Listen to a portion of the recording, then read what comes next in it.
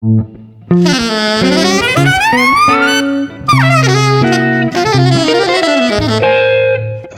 Jazz.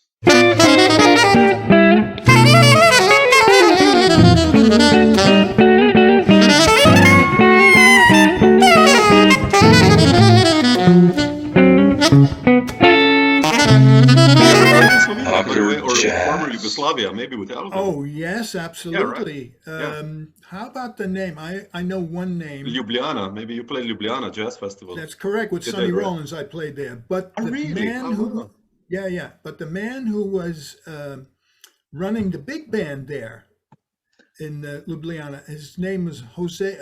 Jose, I don't know how he said it. It's like in Spanish, it's Jose Prušek.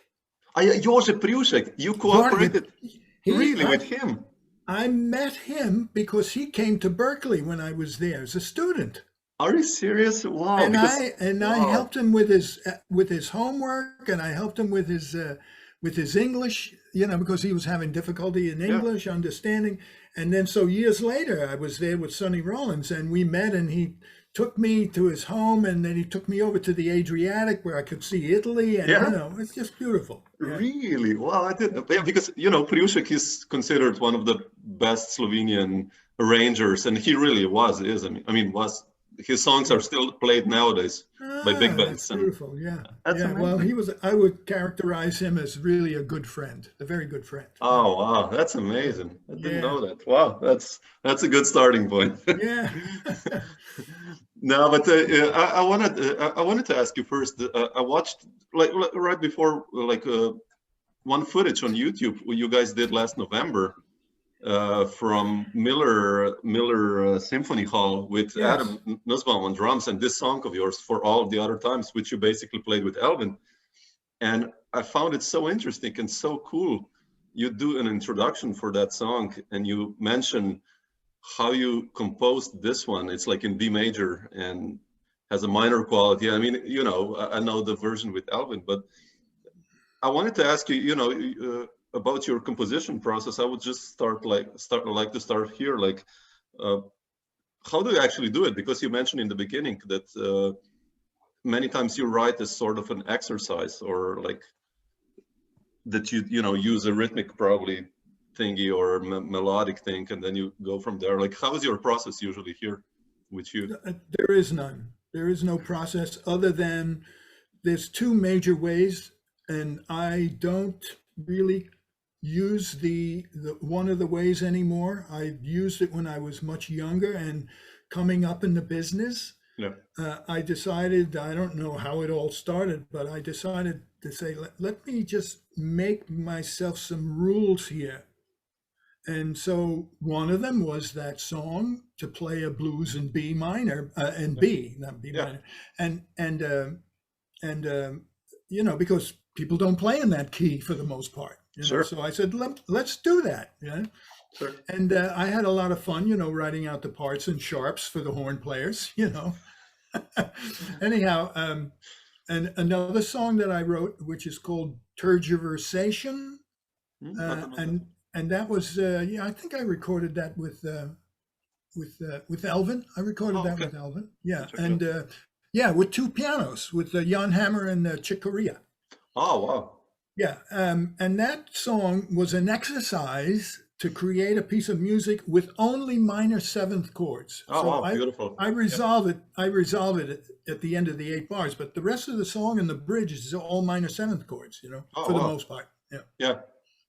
So that was one way that I composed, but the way I do it now, and again, there's no rule, there's no thought process. Usually how the songs come together is I'm sitting at the piano and I'm just playing and just, whatever, and something happens and I say, hey, well, that's pretty slick. So I'll write it down and then maybe I'll work on it, and maybe years go by. Like I just finished a song a few weeks ago that I wrote back in the late 80s. Wow. And I only had 5 measures, 3.5 measures written.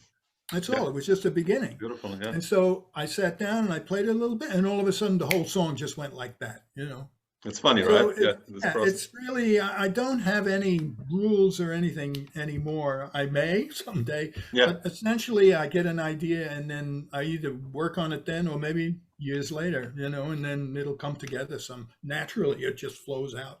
Yeah. It's funny, like so many composers use this, scrapbook or whatever you want to call it, like when you write down ideas. I mean, I do that the same way, like, get like, oh, wow, that's cool. And then you don't know where to go, and then you just leave it. And then, 1 year later, like, oh, wow. And it's like, there you go. Right. Yeah. It just comes together. Yeah. It's so cool. Yeah.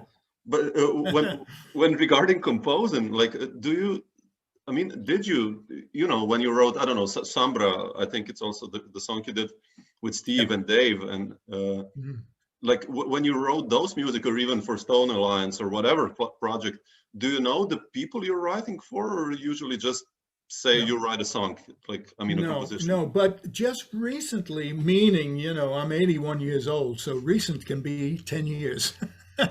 Man, you look amazing, by the way. You have so much energy. I love that. Just yes. Comment here. Yeah, so far so good. Yeah. That's a real quick description. I came up in the business and I played for years and so forth. And then I got married, and my wife said, if you continue to be a road musician, our marriage is not going to last. Sure. So I quit playing. Pretty much. I really quit. In 1 year, I only did 6 gigs, like that. And it was many years. And then all of a sudden I said, I want to get back to playing. So then I got back in and I was playing with this person and that person.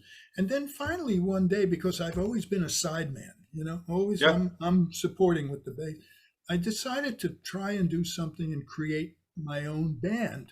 And that has led to me probably about 7 or 8 bands now I've done in the last 10 years.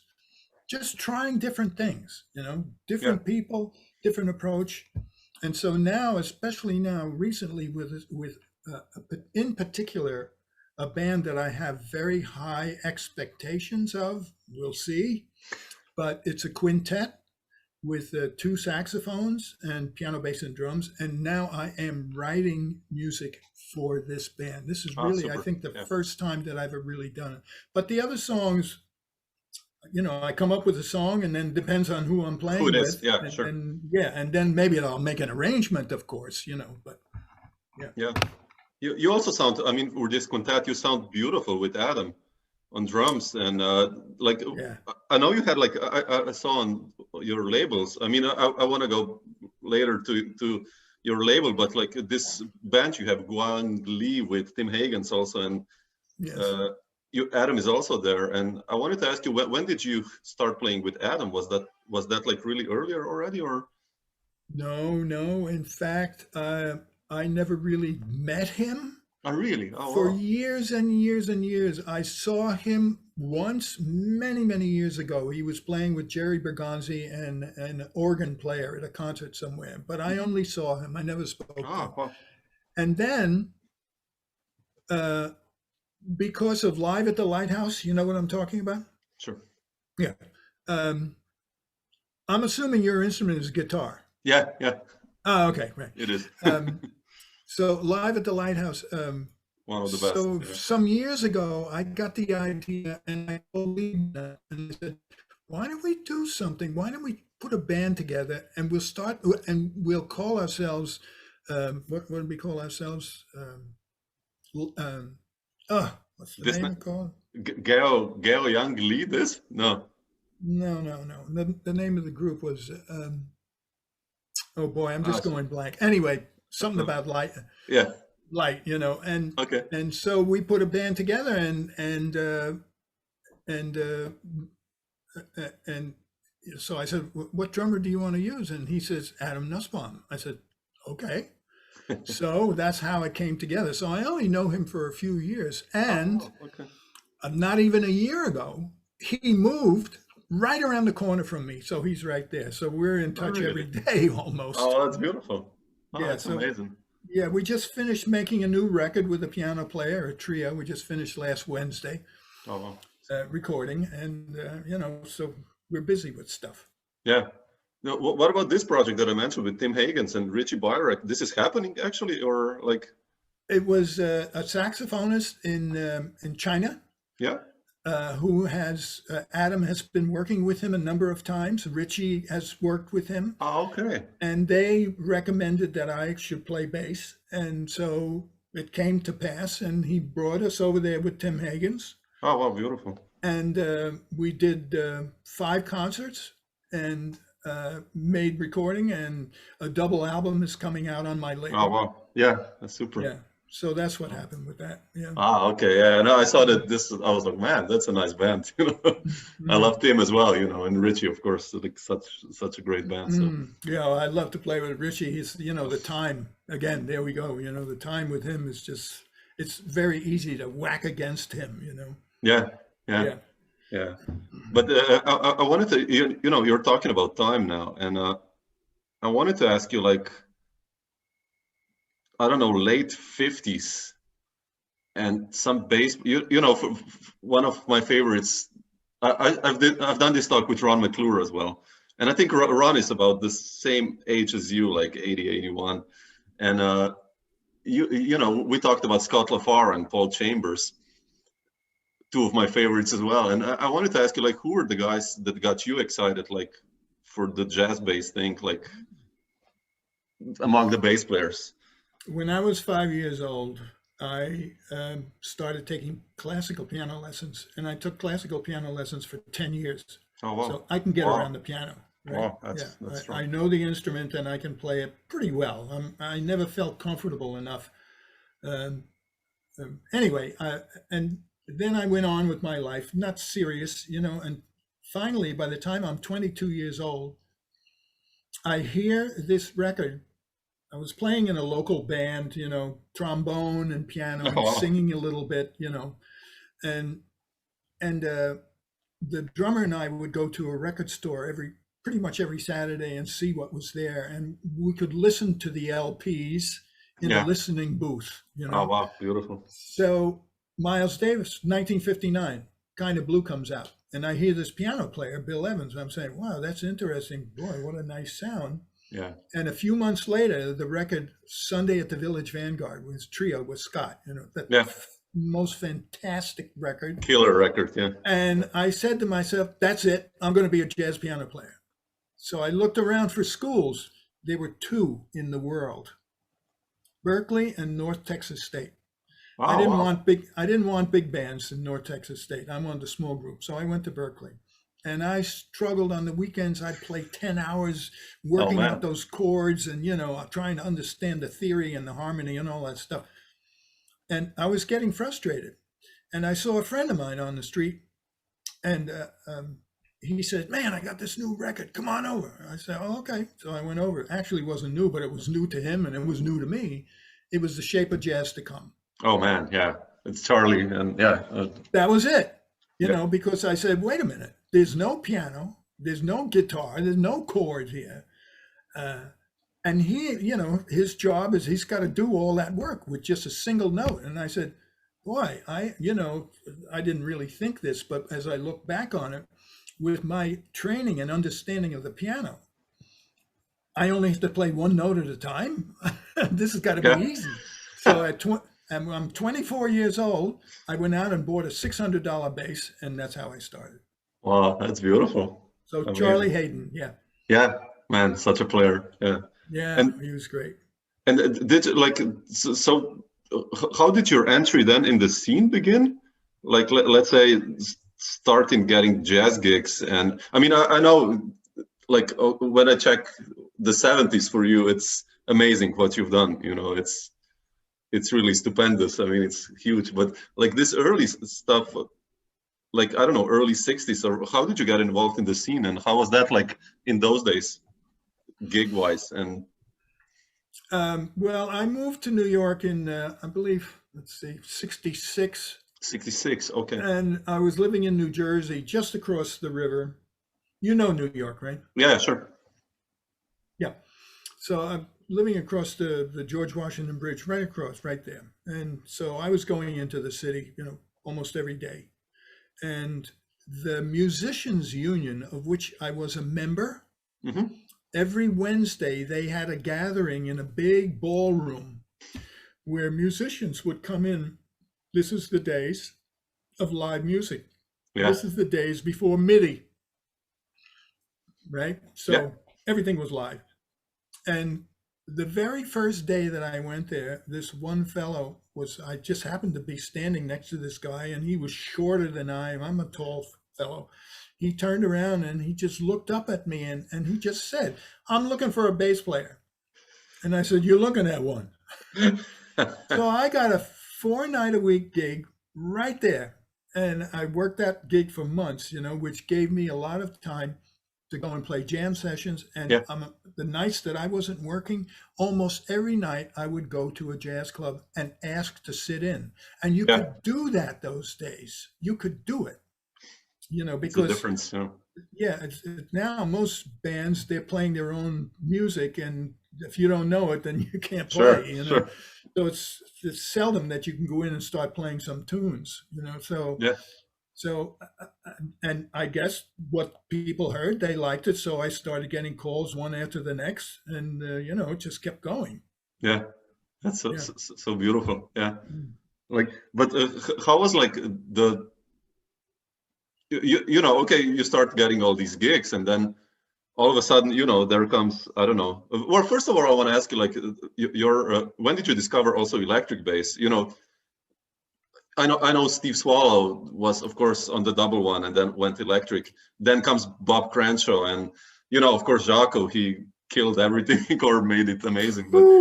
But how's your story with the electric, actually? I mean, if we first also, if you can explain this to me first. That's going to be hard to do because I really don't remember how it evolved, but I know that I got one. And I felt that if I'm a bass player, some jobs were already, it was in the scene, that you had to play. Maybe it could be that I tried to join a rock and roll band. Because I tried that once or twice, but they were looking for a bass player. So I would go to rehearsal, but it never worked out because I was too advanced in my playing. They wanted something very boom, boom, ba, ga, goo, goo, ba, something simple. So it never really worked out. But I figured I had to have an instrument, and, it just evolved. That's all.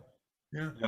Interesting. But how did in this your evolution? I mean, I know Stone Alliance later, and I have listened to it a lot, and you play fretless as well, and the notes I think you get. It's Jaco, I think, was probably also a big influence on all of you electric bass players, or not? Or am I mistaken?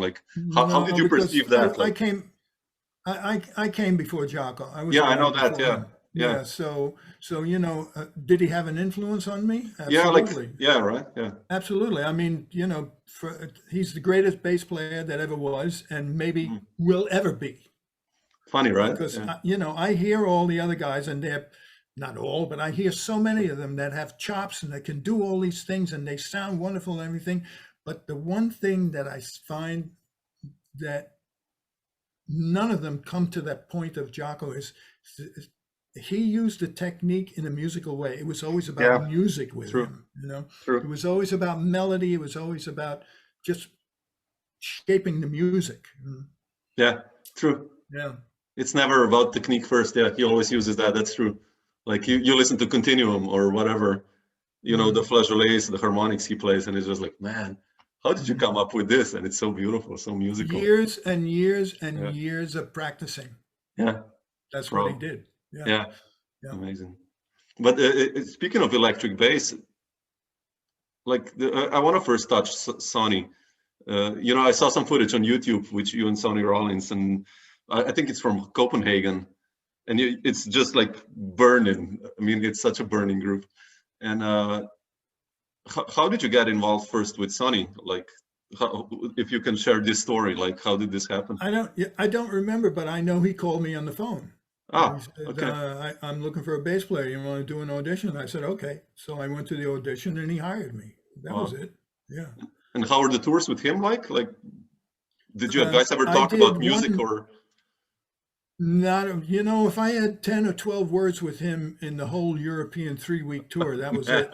There was no discussion, just playing the music. That's it. Sure. Yeah.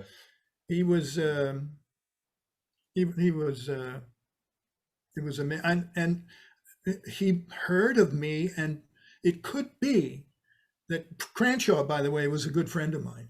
Oh, really? Oh, wow. yeah, no, he's one of the sweetest men you could ever meet. One of the sweetest people you could ever meet. Not that women aren't sweet. Okay. Sorry, girl. Ka-ching. Yeah. And I had already, made a name for myself because I had already played with Elvin for 2.5 years. So people knew who I was, and so it was probably Cranshaw couldn't do the tour, and maybe he recommended. I don't know how it happened, but Sonny called me. So yeah. Oh, beautiful. Yeah, but you mentioned Elvin, but then how did the story with Elvin begin? I have to, you're like on some of the most amazing records with Elvin, and you wrote tunes, and that's one of my favorite bands, also with Grossman and Liebman. I mean, those two guys it's just amazing. Like, yeah, incredible. Amazing. Like, how did your story with him begin? Well, I can tell you this. When I became, serious about music, and I went to Berkeley, and then I, came to the bass, and, I'm listening, and those were the days that it was a much, much, much smaller scene. And so somebody would say, "Oh, Blakey just came out with a new record, man." And, we'd all go and we'd want to listen to it, and was, really connection with so many musicians, just studying together and helping one another. It was a great time for me. I just came up in the right place at the right time. Yeah. So hearing music on these records and so forth, and becoming aware of Elvin, and then when I saw, only once, I saw John Coltrane with Jimmy and McCoy and Elvin, and they played in Boston, and it was one of the most amazing concerts I ever saw in my life. And so I realized at some point, well, if I want to really do something, I have to go to New York. And I went to New York with two dreams. Number one was play with Elvin Jones, and number two is play with Miles Davis. And damn, I did both. Yes, check. Yeah, man. Yeah, that's incredible. It's just amazing that it happened. Sometimes I have to pinch myself to see if it was real. Yeah. No, I know it was real. So that's it. I went to New York to play with Elvin. Actually, before that, when I was still trying to be a piano player, because my parents lived in New Jersey, I went home one summer, and I went into New York to the old 5 spot. I hadn't started playing bass yet, and I saw that Elvin was playing at the old 5 spot. So I went by there. I came there late, and I went to the bar, and I asked him, "Can I play a song?" And he said, "Yeah." I went up and sat at the piano, and he said, "What do you want to play?" And I said, "Nothing too fast." He said, "Me neither." I love that. So I'm sure he didn't remember me. He was pretty drunk that night. Then now I start playing the bass, and there was a club on the Lower West Side called Pookie's Pub, and he was playing there. I went there, and I asked, the bass player was Wilbur Little, who I took his place eventually. Right? Yeah. And I think Jimmy was in and out of there also. But I went there and I played one song, and I don't think Elvin remembered me. And then some months later or whenever, I went again and did the same thing. I don't think he remembered me. One song, that's it. Yeah, sure. Now I'm in Boston visiting my friends. A phone call, I'm at the school, and a phone call comes into the school from WGBH TV. And the girl who answered the phone, there were some of us standing in the lobby. She says, "Hey," she said, "this is WGBH TV. It says, Elvin Jones needs a bass player right now." All I had was my electric bass. I got in the car and I went out there. Fortunately, no police. And I walked in with about, less than 10 minutes for a live half-hour show. I didn't know what they were going to play. It was just Elvin and Joe Farrell. Oh, wow. And my electric bass. And we do this half-hour show. And later I got a copy of it. I listened to it, and I'm making mistakes because I really didn't know the song and stuff. but the time was good. It was good. Yeah. It was, not 100%, but most of it was good in there. And he remembered that. And then when Wilbur left the band, he called me on the phone. But it was because of that TV show. That's beautiful. Yeah. Again, lucky. I was just lucky at the right place at the right time. It's so many times, right place, right time. Mm-hmm. Like you spoke of time with Elvin. How was it like for you as a bass player to play with him? I mean, we know the Coltrane records and him and Jimmy being amazing. Like, how was it for you, like kind of knowing this, or even having your own personality and time, of course, but as a bass player playing with Elvin? Well, at first I can tell you this, that I had been playing with Elvin for a while. We were at the Village Vanguard one night, and Jimmy came in. Really? And, and we were, we had already had met a few times, and, it was a good relationship. I could say that we were friendly with one another. So I said, Jimmy, I said, oh man, come on up and play a tune. He said, no. I said, come on, play a tune. I want to hear. Come on. No, I'm not going to do it. So anyway, we went back to play. We played one song, and for sure, this is what I believe anyway. He heard me playing with Elvin, and I got in there pretty good with Elvin, but I'm not Jimmy Garrison, right? And he came running up to the band and he says, okay, I'll play a tune. I think more than anything, he wanted to show me, something, his thing, which of course I already knew. Sure. And of course, it was unbelievable. Yeah. So, but anyway, what was the question? How was, for you as a bass player to play with Elvin? Like, oh, yeah. Well, I've said this many times when people ask that same question. I would say that, more or less, it took me about a good 6 months playing with him till finally I came to the point that I said, oh, I think now I can really play with him. Sure, I know what you mean.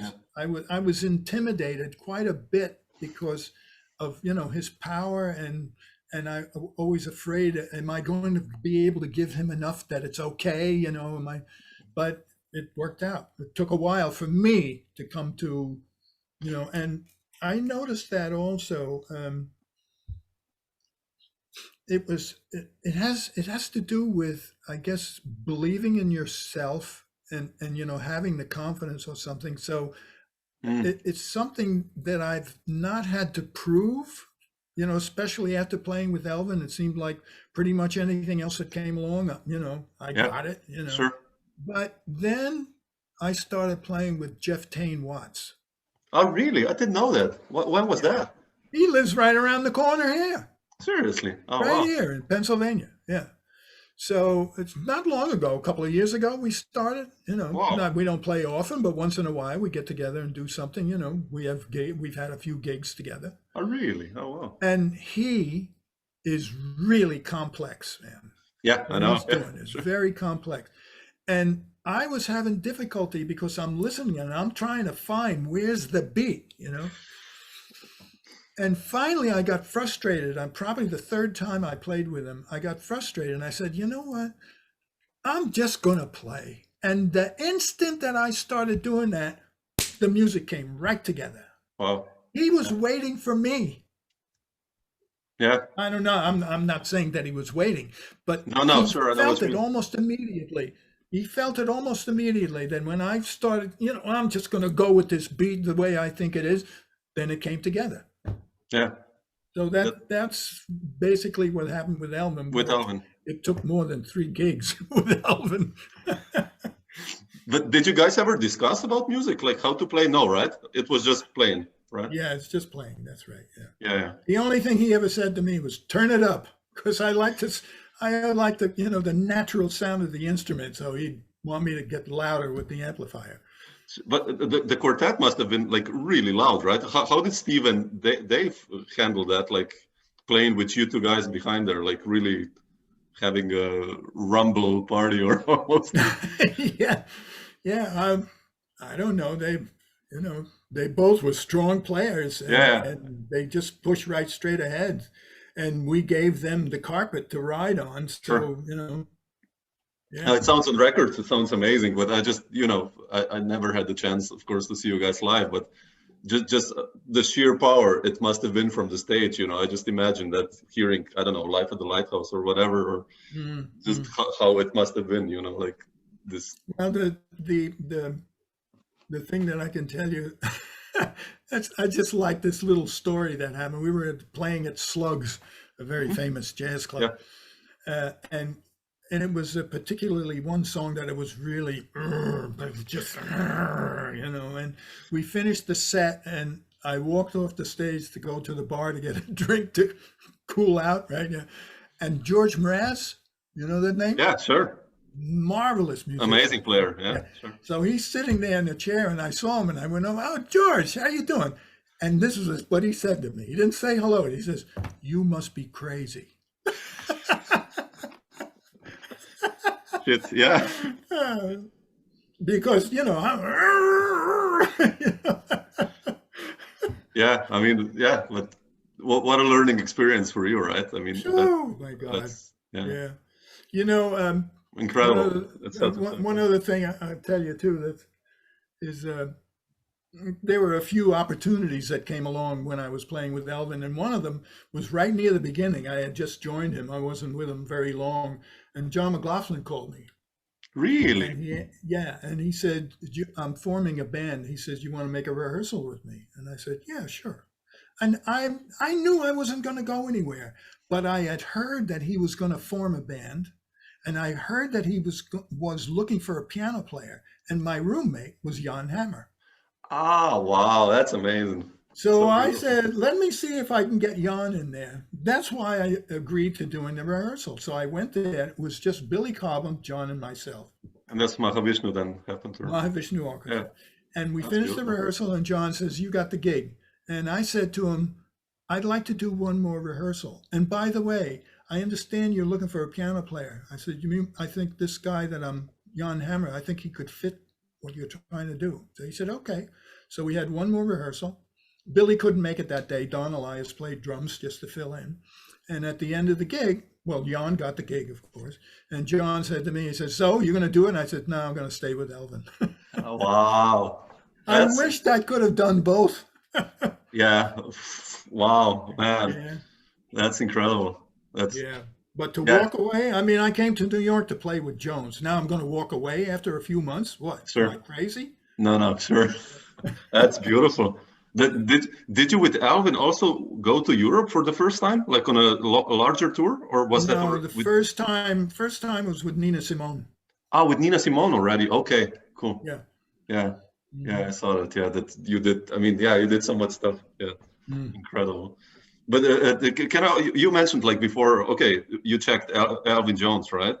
Yeah. And you checked Miles, the Jack Johnson sessions, and how did that happen then? I mean, I have to also ask you this, like how did, I mean, I know, Liebman and all those Grossman guys, it was kind of probably like a big community in a way, musical, but still, how did you get involved with Miles?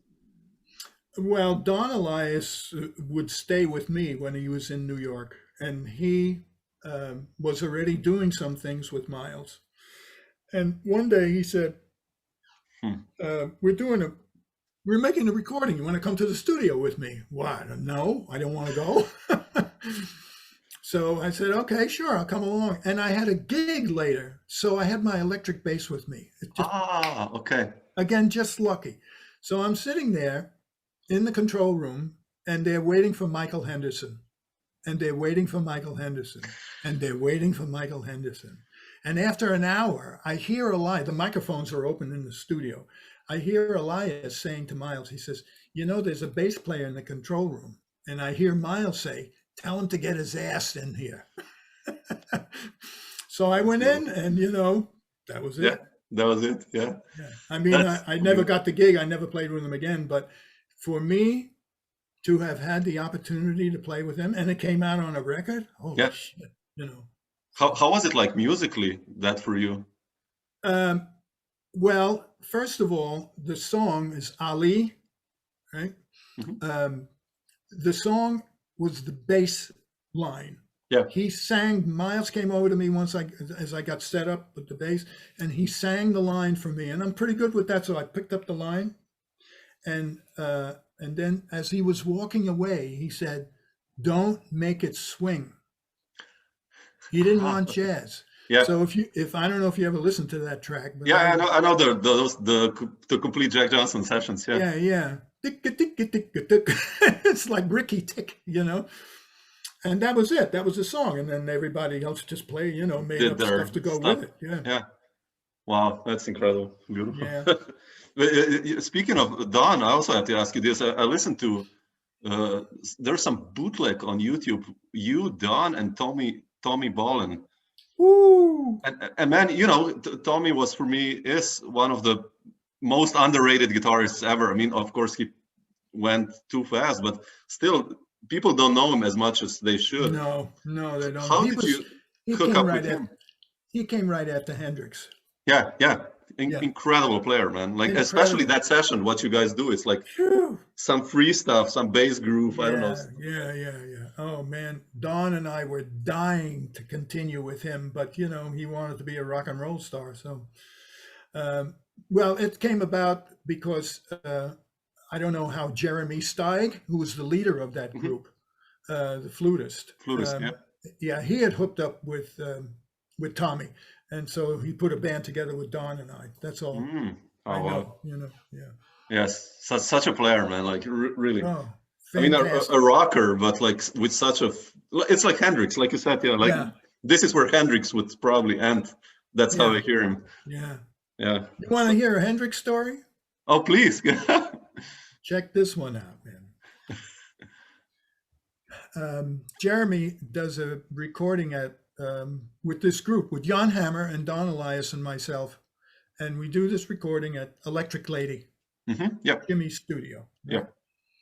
And 2 days later, Jeremy and I went by the studio to pick up, those were the days of the cassettes, rough mixes, right? Yeah. Just so we could listen. What did we do, And when we walked in, Eddie Kramer, who was Jimmy's engineer, who was our engineer, he gives us the cassettes, and then he says, "Oh, by the way," he said, "yesterday when I was doing these mixes, Jimmy came in and he was listening for a while, and then he asked me, he says, 'Who are these guys?' And so Eddie told him who we were, and Jimmy said to him, 'I'm going to London, England,' he said, 'and when I come back, I want to play with them.'" Oh man! And he never came back. Shit, man. I could have been a rock and roll star. Twice. Twice. But it's actually where I hear him. When I listened the other day to this bootleg with you and Tommy, and I was like, man, it's like this is where Hendrix would have gone probably, because there were stories also of him and Miles doing something to their. They were working, trying to do something, but I can tell you this, man. If he had come back with Jan Hammer and those synthesizers, man, and the harmonic content, and Alias with the drums and the percussion overdubs, man, or even just congas, Hendrix, this would have been an unbelievable band. Yeah, that's you can put a statement there. Yeah. Wow, man. Well, it's so many ifs always, I wish. Yeah, but as we say, you win some and you lose some. That's all. Sure. But speaking of Don, I also wanted to ask you this: like, how did Stone Alliance then happen? I mean, you knew Steve from Elvin, Don, I guess, from all these sessions you guys did together and playing. How did you decide? Because it was like a co-led band, right? Co-op, yeah. Mm-hmm. Yeah. So how did you guys start doing that thing together? Well, let's see if I can make it short. The very first gig that I got when I was still in Boston was with a Latin dance band. We played dance music, right? And Don Alias was in that band. So that's how I met him, right? And we just became, like that. And then when I moved to New York, he would come down on the weekends sometimes because he was working in the hospital in Rhode Island, Providence. And then, we'd be doing these different things. It's so many great stories. But then I had a loft for 4 months. Then I found another loft. And that was something else, too, that I didn't mention earlier. I was also able to expand my connections and get gigs because I had a place with a grand piano. Oh, so you had a loft as well. Okay. Wow. Oh, okay. yeah. With a grand piano and a set of drums. And I would invite people to come over. Benny Maupin came over. Mike and Randy came over. A lot of them. Liebman, you know. And then Grossman had already played with Miles. He had left Miles. And that's when I met him, right after he left Miles. Oh, okay. And he came over. I don't remember where I met him or whatever. I invited him. And one thing led to another and became, basically, it was Alias and myself and Grossman, sometimes Liebman, and Jan Hammer almost, because Jan was living with me as well.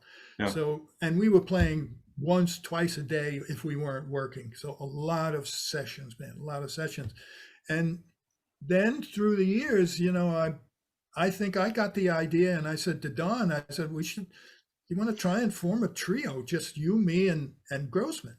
Wow. And sure, so we called Grossman and we went to Don's mother's house and sat in the kitchen, and we had a talk, and we said, you want to form a band? And yeah, we want to form a band. So Don said, he says, Steve, he says, you play the saxophone. That was his job. And he said, Gene, you take care of the business. Okay. And he says, and I'll be the leader. And he was a wonderful leader, a great leader, man. He took care of business then. If we had to play at 9 o'clock at night, bang, we hit at 9 o'clock at night. And we dressed up. My mother made us clothes, stage clothes. It was just great thing. So that's how that came together. Wow. And you know, the first record was basically trio. And then you started like Heads Up. I think you had like 20 musicians, like, who in the mid 70s, late 70s jazz scene. Yeah. Like, how did those sessions happen? Like, did you guys like invite everyone to the studio just for a couple of tracks, or like? Yeah, that's all. Yeah. And a number of them, we put the track down. We said, you know, we're going to get somebody to play on this. Sometimes we didn't know who, you know, we just want to we'd leave a section open for soloists. So that's what happened with Randy. It happened with Mike, Liebman, you know, they Mintzer, come in and blow on top of it, you know. Yeah. And Kenny Kirkland also on a couple of tracks, right? How was Kenny like, man? I loved Kenny so much. Man, that was one of the sweetest people you could ever meet, man. What a sweetheart. Play his ass off, man. Yeah. And he knew, because his mother was Latin, he knew the Latin stuff inside and out. He knew the jazz stuff inside and out. He was just a marvelous player. Yeah. Too bad we lost him so soon. Yeah. There's a good track. So this Via Mulato, I love that one. I think it's on Heads Up. Yeah. Like, it's so cool. And some other Creepin'. Like, Creepin'. Stevie Wonder. Yeah. Yeah, man. Like, I'm playing piano on that one. Oh, really? Oh, wow. It's beautiful. You know, it's such nice music. Like, still so vibrant in a way, you know. Yeah. But here then comes my question. Yeah.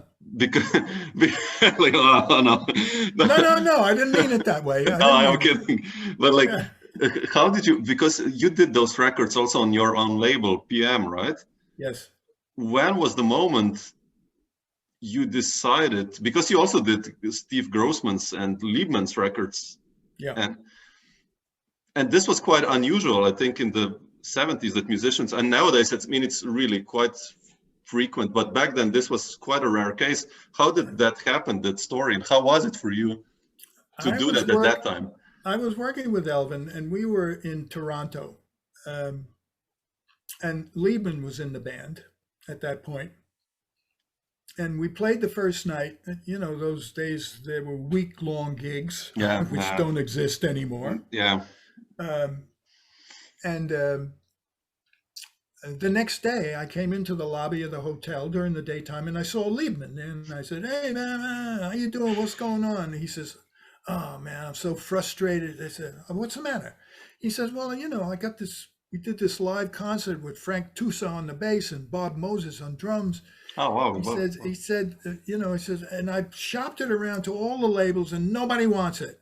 And I was curious, and I said, well, I'd love to hear it, you know. So we went up to his room, cassette again, right? And he put it on, and I'm listening, and I'm saying to myself, boy, this really sounds like really good music, you know. And I don't know what came over me, Samo, I don't know. And I said to him, just like this, I said, I'll put it out. And he says, what are you talking about? I said, I'll start a record company and I'll put it out. So there was no thinking, it wasn't like how to do it or whatever. Months, weeks or months of thinking I might do it. And I said, it's decided right then, I'm going to do it. And that's what happened. And how did you know what to do? Like nowadays it's simple, but simple. It's not, but it's easier. You read about everything. But how did you do this process? What to do, how to do it? And it took me a good 6 months to understand really what it was about, because I knew something already about recording, but not much, but I knew because I had been in studios and so forth. And I knew that you had to come up with a master tape. But after that, how do you turn it into a disc? So there's a whole process, and on top of that, you've got these LP covers, how do you do it? What do? You got a picture, you got words, how do you manufacture this thing? So it was a lot to learn. It took me about 6 months to really figure out the whole thing. Wow. Well, if you compare, and you did everything then on your own, like even sending it out to journalists or magazines or whatever? In the beginning days, I would send it out to hundreds of radio stations, and all the reviewers I spent a lot of money and so many hours, doing this kind of work. But through the years, it's paid off. It's paid off. Yeah. You think, in a way, if I listen to this now, I'm still a guy who loves CDs and vinyl. I love to hold something, read the booklet if there's a story in it or whatever.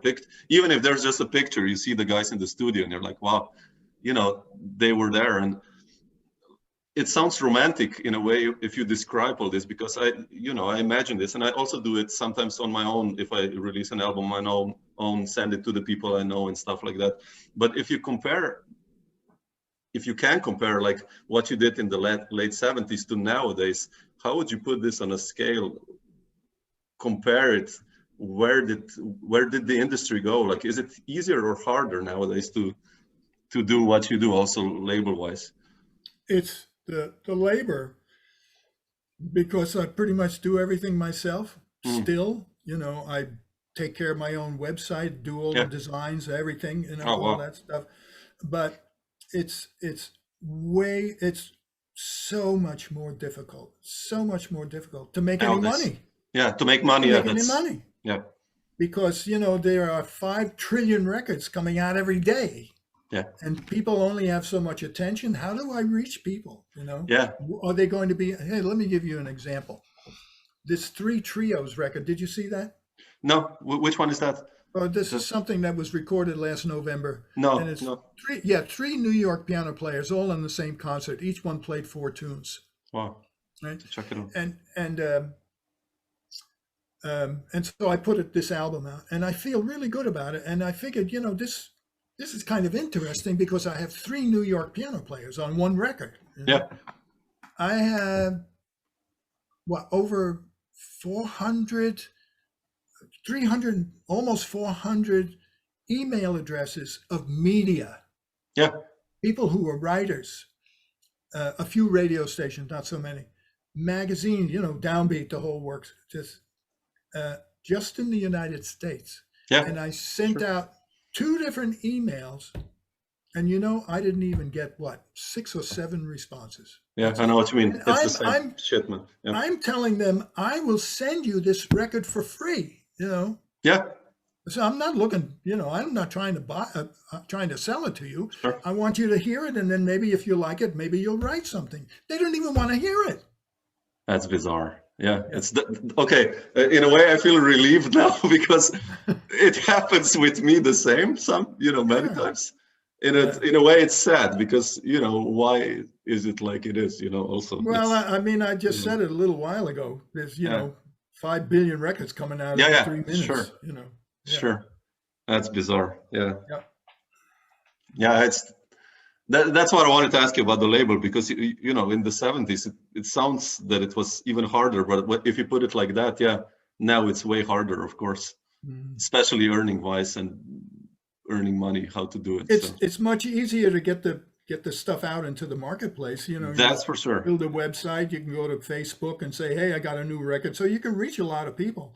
But in terms of how many people are going to buy, revenue, I sell, but only a little bit. Maybe 2-3 times a week, I'll sell a few things like that. It's certainly nothing I can live on. Forget it. Yeah, sure. It's a hobby, or almost. I know. Yeah. Yeah. I do it because I love doing it. That's why. Sure. Yeah. Definitely. Yeah. Just one last thing I wanted to ask you, not to take too much of your time. No, that's okay. I'm happy to connect with somebody on the other side of the ocean. True. That's a nice food thought. Sure. But you've done tons of work as a collaborator. I mean, as a side person, or whatever we want to call it, and also as a co-leader and as a band leader. And how would you compare these two things on a scale, like being a band leader or a side man, like pressure-wise, music-wise? If you compare them in your own personal subjective view, like, what's easier what's easier is to just go to the gig, take my bass out, play the bass, put the bass away, and go home. That's it.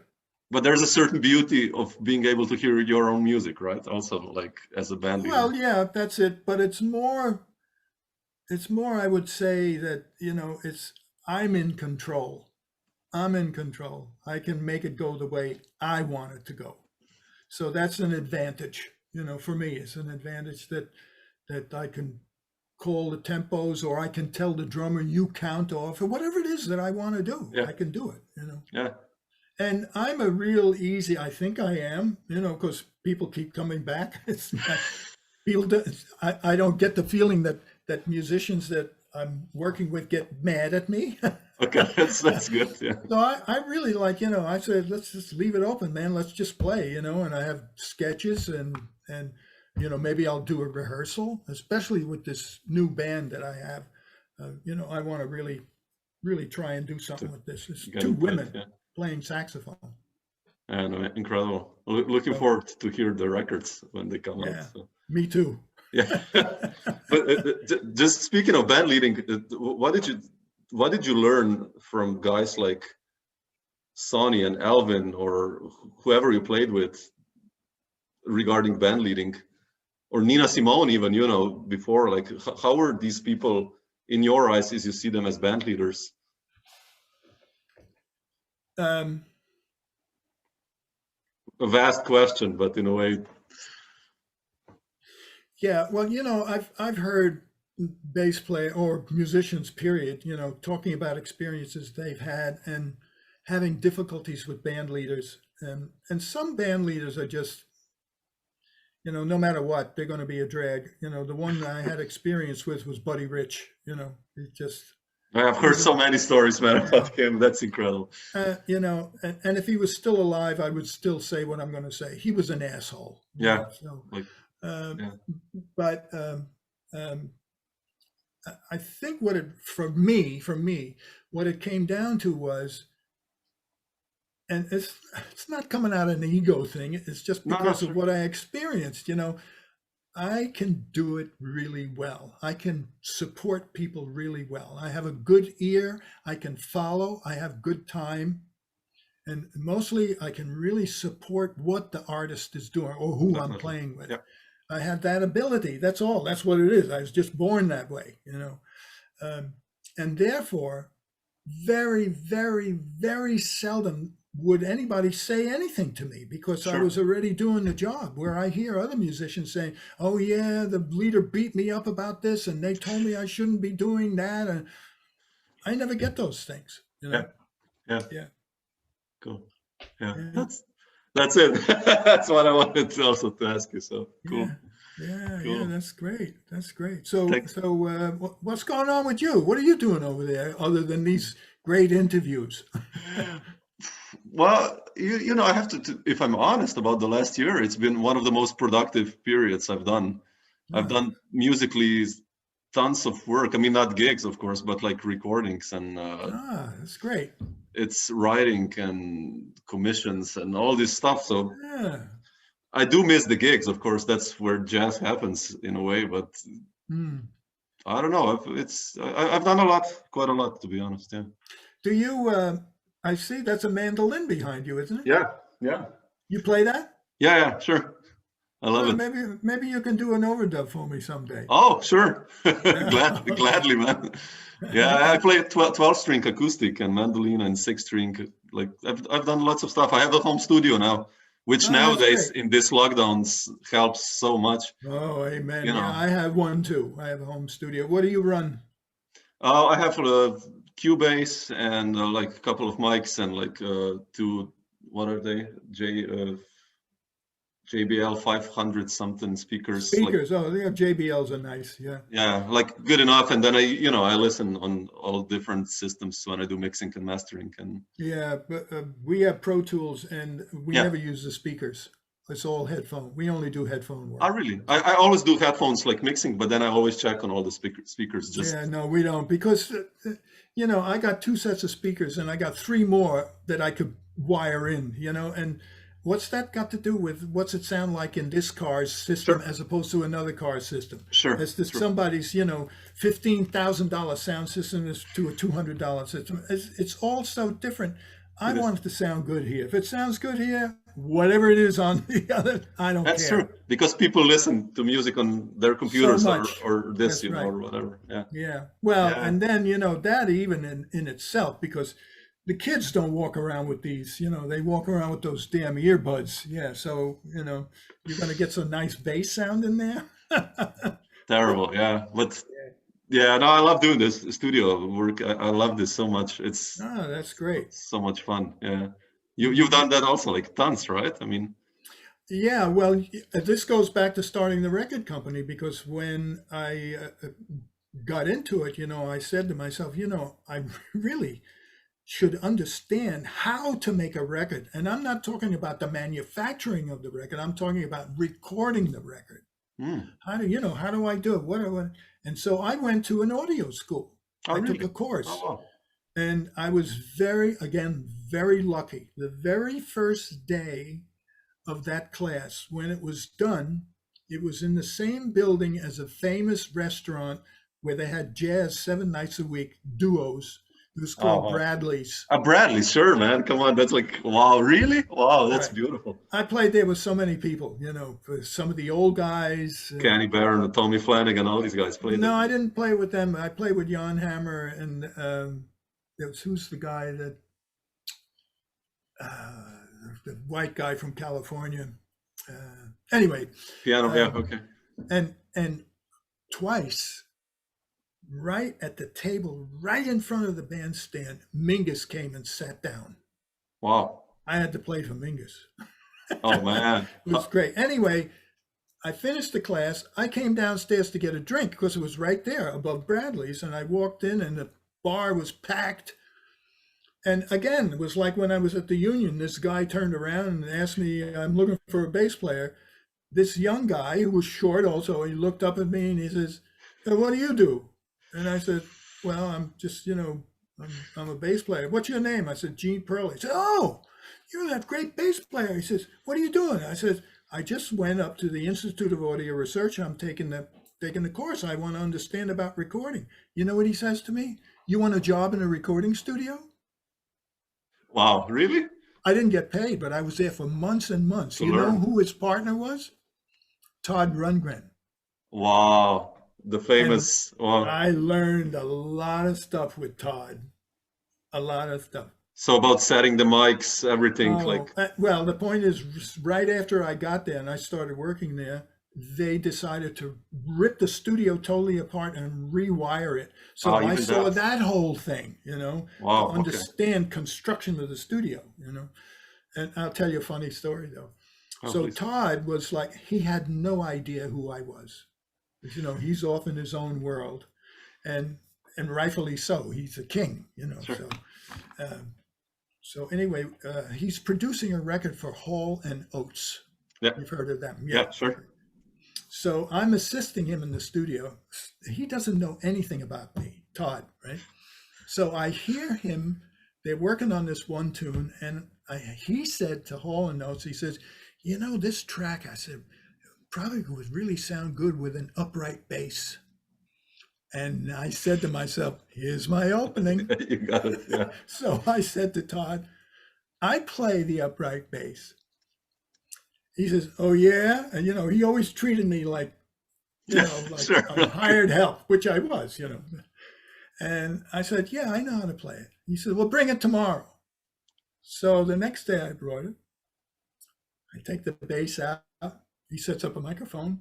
I start playing a few notes to get, I see him in the control room. He jumped up and he came out and he says, man, you really know how to play that thing. After that, we were friends. It's amazing what the music can do, Sure. It's so funny, like, you already by then in jazz world achieved so much and played with so many people, but because he's in completely different world, it's just like, it's bizarre. I love that story. That's a great story. That's beautiful, man. Yeah. That's beautiful. And that's how you did it then afterwards. That's how you learned then the stuff, how to produce records, right? And that's it. And then Jan Hammer and I, we built our own studio. And then I became the engineer. I would do everything myself. For years beautiful. I did that. And now I don't want to touch one knob. I don't want to touch anything. Sure. So I have my own engineer now. And I just, I say, do this, do that, so. Sure. Yeah. Sure. Cool. Oh, that's beautiful, Gene. Yeah. Thanks so much for sharing all this stuff. Yes, it's wonderful to be able to speak like that. And you seem to know what's going on. And that's a wonderful thing to experience. That's great. Thank you. Oh man, I'm such a jazz geek. Like besides playing and composing and all this, I just love these encyclopedias and listening to records. And what since I started doing these interviews, I've done it first with the people I played with, like with many New York guys, and then I did something with Mark Elias or Tony Malaby, and I asked like, well, what if I asked someone, what you think they would do it? And then I did Randy Brecker and Randy, and all these guys like who. Then I'm like, or like with now, I'm like a small kid in a sandstone or whatever, like sandbox, like listening to all this stuff which I love, to listen, and it's so beautiful. So. Samo, you may characterize yourself as a kid. I will characterize myself as a big kid. That's good then. We should stay like that. Yeah, that's the only way, man. That's the only one. Yeah, especially in the music industry and the business. Yeah. You got to keep that alive. It's the greatest, here's, the word axiom, what that means? Axiom, yeah, sure. Yeah. So this is my new axiom. I've had it around now for a few months. The best thing that a human being can do is play music. And the best music that a human being can play is jazz. Oh, man, you should print that out, actually. That's a nice one. Yeah, because okay, some of that Indian music, man, that's that's some complicated stuff. But in order to be a really full jazz player, you have to know so much. True. Okay, maybe we can't play in a symphony orchestra because we're not that precise. The sound, maybe, or but whatever, they can't even begin to play a stupid, simple blues because they don't know anything. That's so bizarre, right? Yeah, but it's okay. Each has its no, sure. Yeah. But I found it so funny, like because sometimes I remember like going to jam sessions and members of the classical band came here, and we played something like St. Thomas, let's say. On a jam session, like it's C major, basically, right? Simple, yeah. You survive in C, and members of the orchestra tried improvising over it. It was just like, man, and those are guys who are like technically amazing. They play whatever Vivaldi's or whatever amazing stuff. But it's really simple from my perspective. The classical people go like this. Jazz people go da da da da da da. That's what I always tell my students. Like, okay, you play the solo now, but now try playing it as if you're limping. That's it.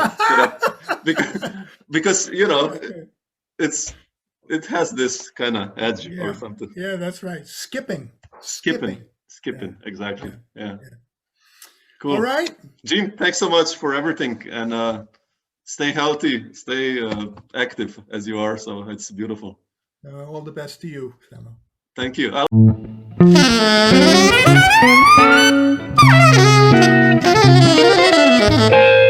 Dr. Jazz.